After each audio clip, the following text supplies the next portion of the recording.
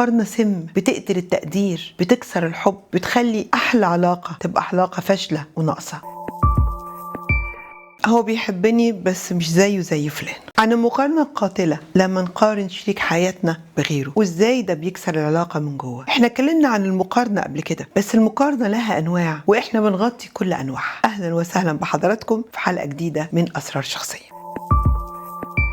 مشكلتنا الأولى النهاردة بتقولي ليه جوز أختي بيهتم بيها وجوزي لا؟ قالت لي جوز أختي بيجيب لها هدايا، بيهتم بيها، بيخرجها كتير. كل ما أشوفهم أبص على جوزي وأقول هو ليه مش زيه؟ مي حكت لي كده. مي عندها 35 سنة، متجوزة من 7 سنين. بتقول وبتعترف إن جوزها راجل طيب ومحترم وبيصرف عليها وواقف معاها، بس ما بيعرفش يعبر ولا بيجيب هدايا ولا بيفتكر مناسبة. بتقولي كل مرة أروح عند أختي أشوف جوزها بيحضنها قدامنا وبيفاجئها بهدية، وأسمعها بتقول بيديني فلوس كل يوم من نفسه. ارجع البيت واقارن، اقول له شوف فلان بيعمل ايه، فيتضايق ويسكت، وبعدين يقول لي انا مش هو، بس انا يا دكتور نفسي يبقى زيه او حتى ربع زيه. بصي بقى يا ستي، ده احنا بنسميه في علم النفس المقارنه النمطيه. يعني بنقارن شريكنا بنموذج مثالي تاني مبني على لحظات شفناها مع الشريك، مش على الحقيقه كامله. الخطوره فين؟ ان مقارنه بتخلي الطرف التاني بيحس انه ناقص حتى لو هو بيحب وبيقدم بطريقته. لازم نفهم ان كل واحد بيحب بطريقته، مش كل تعبير عن الحب يبقى بنفس الشكل. المهم يكون في حب. المقارنة بتظلم الاتنين، اللي بيقارن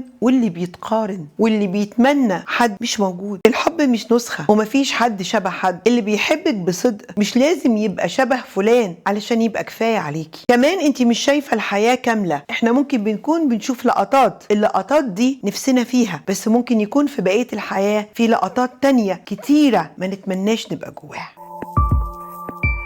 المشكلة التانية، بيقول لي مرات صاحبي معاها ماجستير، بتشتغل في منصب كبير، مراتي مش مهتمة غير بالبيت. كل ما اشوفهم اقول لنفسي كان نفسي مراتي تبقى زي دي. سامي عنده 40 سنة، مراته بكلامه ست محترمة وام كويسة، بس كل ما يقعد مع صاحبه ومراته يحس ان مراته اقل منها. مرات صاحبي بتتكلم لغات، عندها مشروع، عندها شخصية ملفتة، اما مراتي كلامها كله عن المدارس والطبيخ وتنظيف السجاد. انا ما بقولش انها مش كويسة، بس حاسس ان فرق كبير قوي قوي قوي بينهم هما الاثنين، وبصراحه بدات احس اني مش فخور بيها. رايك ايه يا دكتور؟ طبعا اللي بيحصل ده اسمه فاليو كومباريزن، او مقارنه بين قيمه شخص وشخص اخر. يعني الراجل بيقارن بين قيمه مراته وقيمه غيرها، مش بين شخص وشخص. النتيجه هنا ان الست بتتحول في عينيه لوظيفه مش لروح. يبدا يبطل ان هو يقدرها على طريقتها. الحل ايه؟ لازم تسال نفسك، هو انت بتحبها ولا بتحب شكلها جنبك، ولا بتحب البرستيج الاجتماعي اللي انت عاوز انها تديهولك؟ لو عندك رغبة ان شريكتك تكبر وتطور من نفسها، وماله، ادعمها مش بلوم او مقارنة. اللي بيقارن شريك حياته دايما عمره ما هيشوف جمال فيه، لان عينه مشغولة بغيره. ودايما انا بحب اقول اوعى تنسى ان ممكن هي كمان تقارنك بصاحبك وتشوفك اقل منه بكتير. المشكلة الثالثة، بقارن نفسي بمرات اخوه وبتكسر كل يوم. قالت لي هي اشيك مني، ارفع مني، لبسها اغلى واحلى، هو بيشكر فيها طول الوقت. انا بقيت اشوف نفسي قليلة وبقارن كل تفاصيل شكلي بيها. هو بيحبني بس هو بيخليني اكره نفسي. نسرين عندها 34 سنة يا جماعة، متجوزة من 5 سنين. جوزها طول ما هو قاعد يجيب سيرة مرات اخوه، شيك، مرتبة، انيقة. في الاول كانت بتاخد الكلام ده ببساطة، في الاخر بقت تبص في المراية، تبص على نفسها، ثقتها في نفسها راحت. بقت كل ما تلبس حاجة تفتكر تعليقه على مرات اخوه او تفتكر تعليقه السلبي على لبسها. بتقولي انا بحبه بس انا بقيت حاسة اني دايما ناقصة ومش كفاية ان ارضيه. هو هز ثقتها في نفسها. ده اسمه يا نسرين مقارنة تحطيمية. هو بيحطمك اكيد من غير قصد يعني، لكن هو بيخلينا نحطم شخصية اللي قدامنا من كتر ما احنا بنقارنه بحد تاني، عشان في حد تاني دايما في عينينا. الخطورة ايه؟ الخطورة اللي حصل لنسرين، الطرف التاني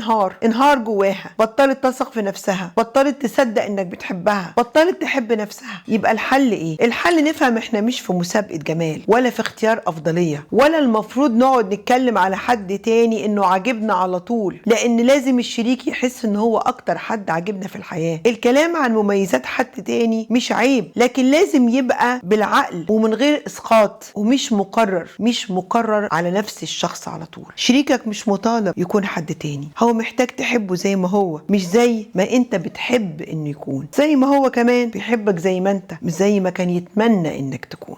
مي كانت بتتمنى جوزها يبقى زي جوز اختها. سامي كان بيتمنى مراته تبقى انجح. ونسرين كانت كل يوم بتنهار شويه بسبب نظره مقارنه مع ست تانية. المقارنه سم، بتقتل التقدير، بتكسر الحب، بتخلي احلى علاقه تبقى علاقه فاشله وناقصه. حب اللي معاك مش النسخه اللي في خيالك. كل مره تيجي تقارن افتكر انك بتقارن مشهد من بره بحياه كامله انت مش شايفها. حياتك صدقني هي اجمل حياه لو انت ركزت فيها. لحد هنا حلقتنا خلصت، لكن لقاءاتنا ما خلصتش. انتظرونا في حلقه جديده من اسرار شخصيه مع أمنية.